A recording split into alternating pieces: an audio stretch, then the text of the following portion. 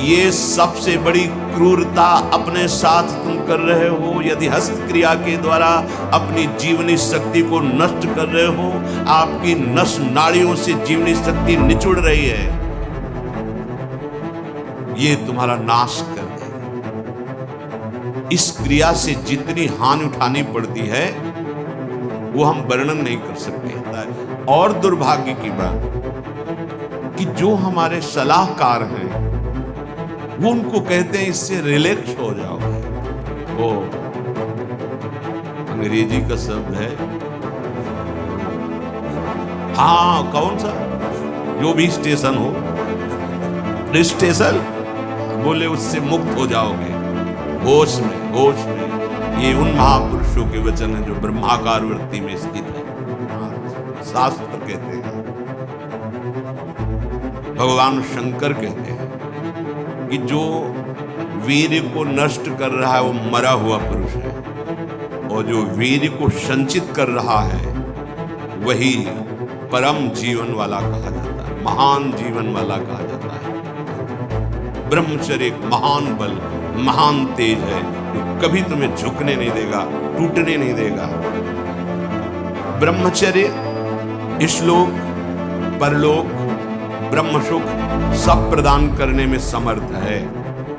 इशलोक परलोक और ब्रह्म सुख भगवत सुख समर्थ है प्रदान करने में। ब्रह्मचर्य नाश हमारा संपूर्णतया नाश। उस सत्य मार्ग में नहीं चल सकता जो व्यभिचारी है, उसे शुभ गति नहीं मिल सकती। ये महान पुरुषों के वचन हैं, आचार्य महापुरुषों के, और स्वयं भगवान शंभु ज्ञान समुद्र उनके भी वचन हैं। ब्रह्मचर्य अर्थात वीर संचय, इससे बड़ा उत्कृष्ट तप कोई नहीं है। सबसे बड़ी तपस्या है वीर संचय। इससे बढ़कर तपश्चर्या तीनों लोकों में और विविध शास्त्रों में कोई भी नहीं पाई गई। सबसे बड़ी तपश्चर्या वीर संचय। जो बाल्यावस्था से वीर संचय किया, कोई ऐसी असत क्रियाएं नहीं की और भगवत चिंतन परायण रहा, तो वो ऊर्ध्व रेता हो जाता है। रेत कहते वीर को, रेता।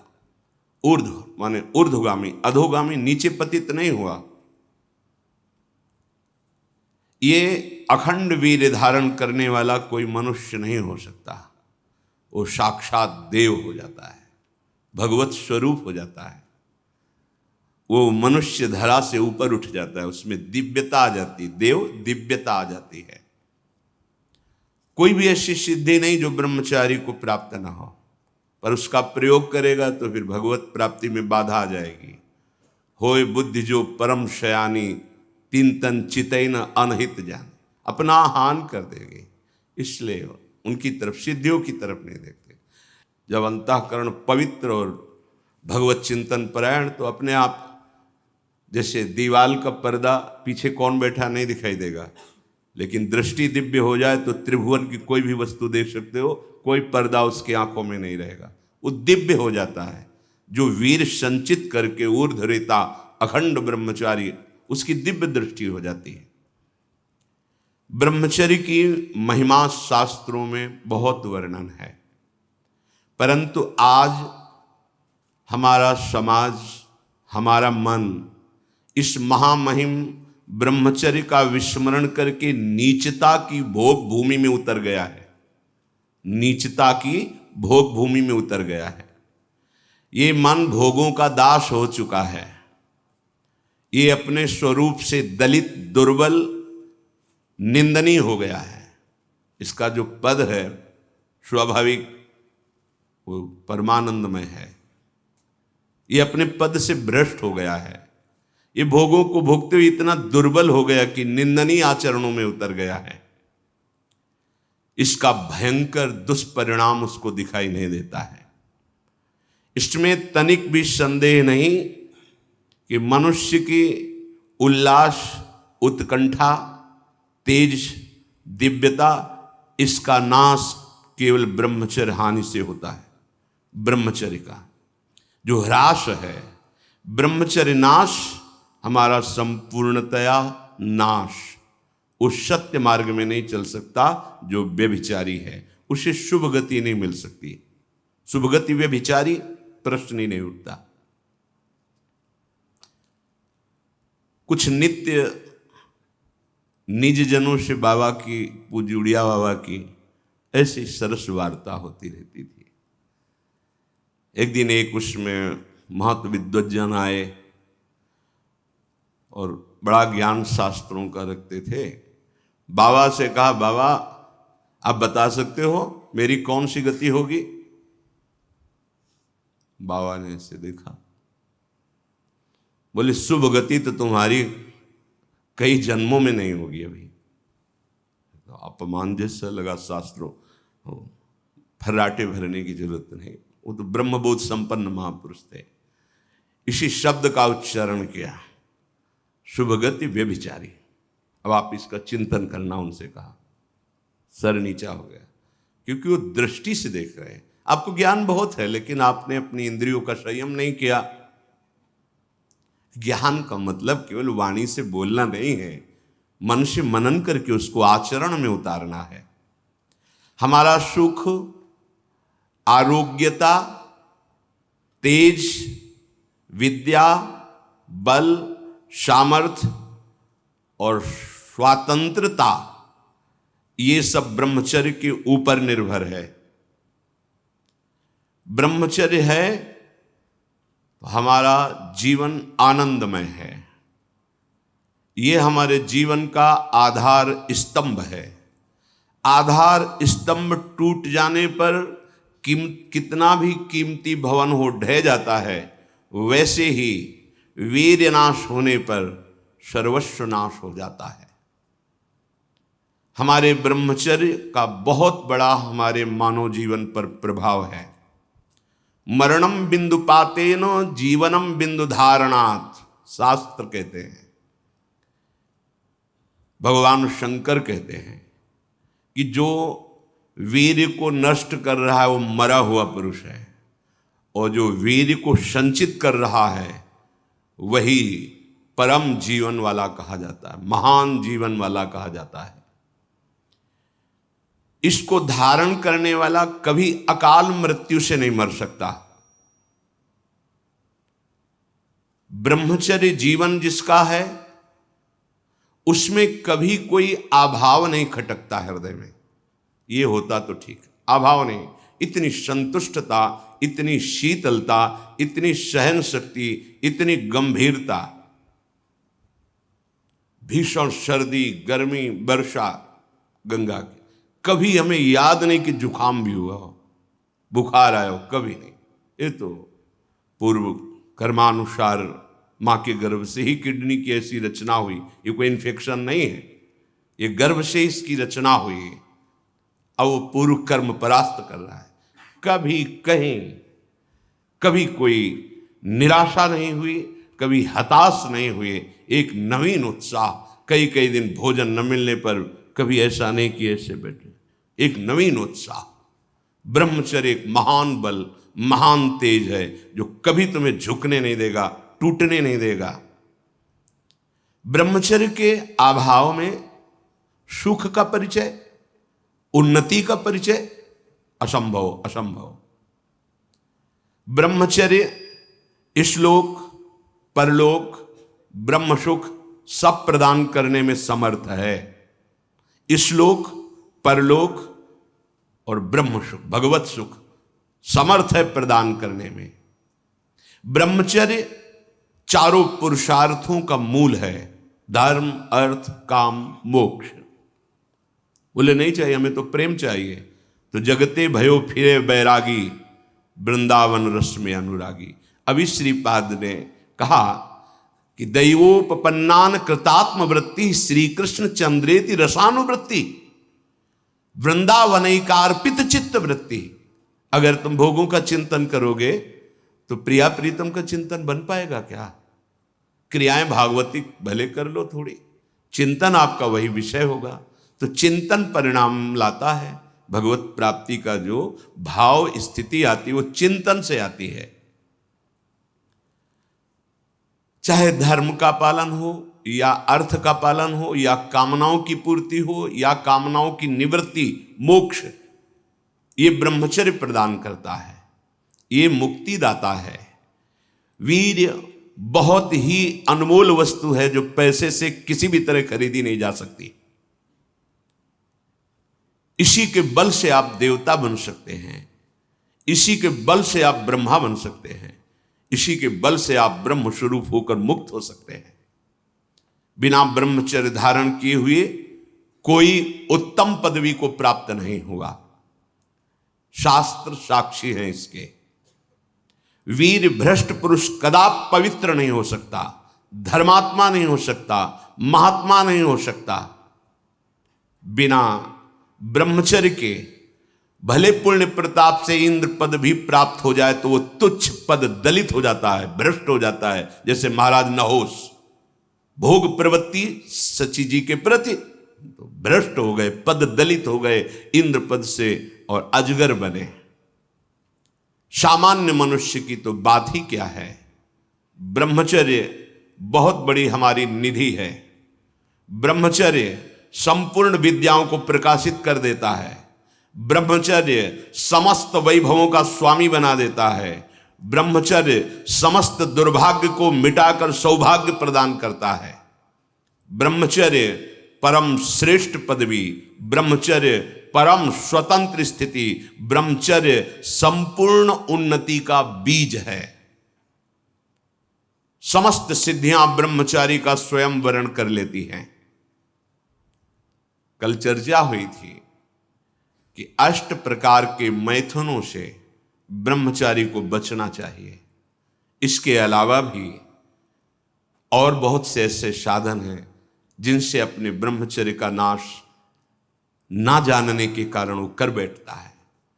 अष्टमैथुनों में पहला बताया गया था, जो हमने पढ़ा, जो हमने सुना, जो हमने चित्र देखा, जो हमने, उससे हमारे अंदर कामोत्तेजना पैदा होती। ऐसे न पढ़ना चाहिए, ऐसा न देखना चाहिए, ऐसा न सुनना चाहिए।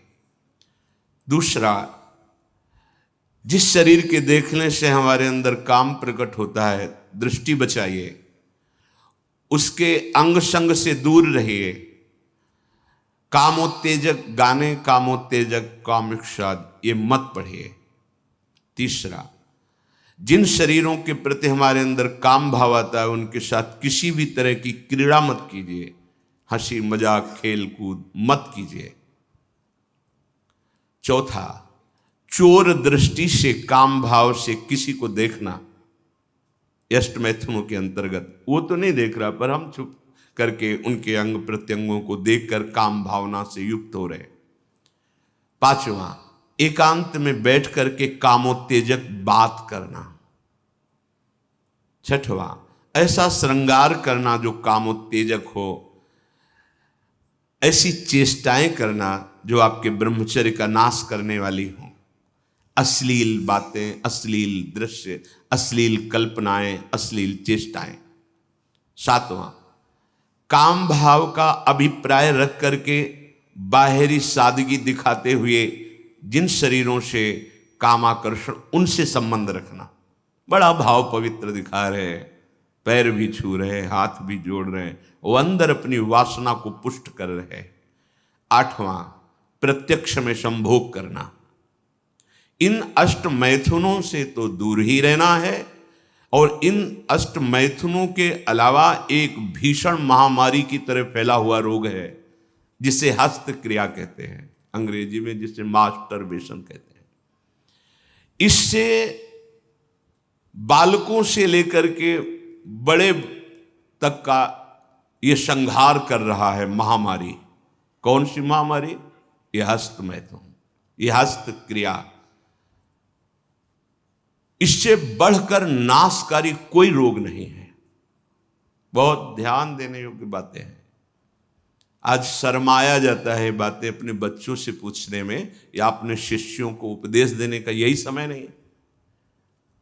उपासना की नींव तो मजबूत होनी चाहिए, तब तो उपासना का मैल खड़ा हो रहा है। कैसी बातें कर, क्रियाएं कर रहे हो, तुम्हें शर्म नहीं आ रही, गंदे आचरणों में उतर रहे हो, शर्म नहीं आ रही, और उनका निवारण कैसे होना है इस बात के सुनने और बोलने में तुम्हें शर्म आ रही, कैसी मूढ़ता छा रही। ये कराल काल के पंजे में फंसा करके जीवित रहने पर भी मुर्दे के समान कर देता है। ये बड़ा दुर्भाग्य हो रहा है कि आज हमारी समाज इससे पीड़ित होती चली जा रही है। हितधाम में सायंकाल के समय कुछ समय चर्चा होती थी, तो जो पुराने हैं उनको याद होगा, 70-75 वर्ष के उन्होंने माइक में कहा था कि पूर्व बचपन की अभ्यास आज तक नहीं छूट पा रही, मुझे बचा लो। बड़ा आश्चर्य हुआ था कि इतना समय जब इस ब्रह्मचर्य के विषय में चर्चा हुई, उन्होंने सुना, तो वो चूंकि कहीं ना कहीं पवित्रता हृदय में थी, तो बोल पड़े माइक में खड़े होके कि इतनी आयु है पर मैं ऐसी गलती आज भी करता हूं, अब मुझे बचा लो। इस महारोग का आना सहज है, पर इससे पिंड छुड़ा लेना बहुत ही कठिन है। किसी डॉक्टर की ना किसी दवा की कोई सामर्थ्य नहीं इसको छुड़ा सके। बहुत गौर से सुनना, और प्रायः इसको बहुत हल्के में लेकर के अपने जीवन को नष्ट किया जा रहा है।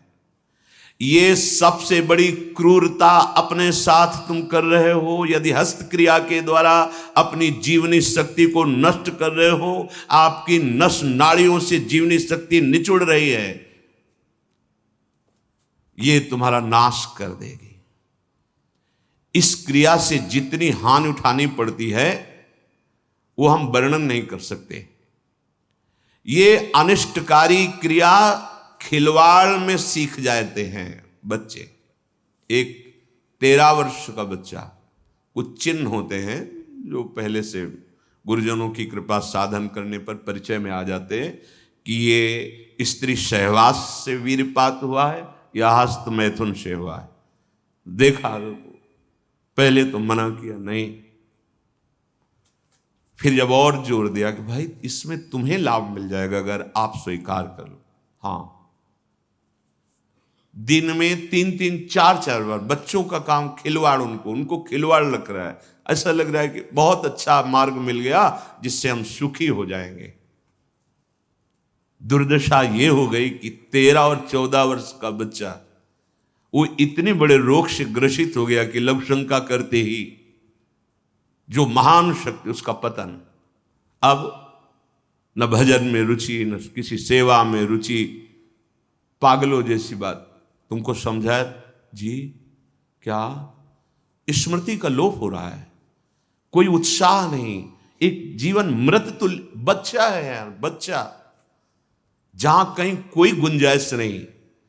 जैसे अग्नि के ऊपर चला जाए तो कैसे चला जाएगा, एकदम पैर ऐसे ये अवस्था किशोर अवस्था है, ब्रह्मचर्य पूर्ण जीवन, एकदम उछलता हुआ जीवन, तेज।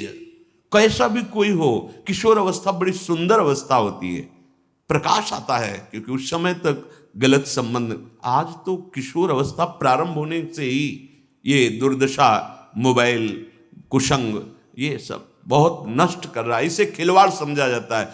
और दुर्भाग्य की बात कि जो हमारे सलाहकार हैं वो उनको कहते हैं इससे रिलैक्स हो जाओगे। ओ अंग्रेजी का शब्द है वो, हाँ कौन सा, जो भी स्टेशन हो फ्रस्ट्रेशन, बोले उससे मुक्त हो जाओगे, होश में, होश में। ये उन महापुरुषों के वचन हैं जो ब्रह्माकार वृत्ति में स्थित है।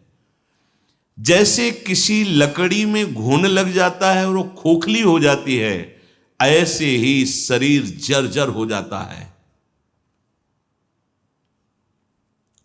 बहुत बहुत सावधानी की जरूरत है। ये मतलब इस हस्त क्रिया के द्वारा आगे चल करके वो नितांत नपुंसकता को प्राप्त हो जाता है।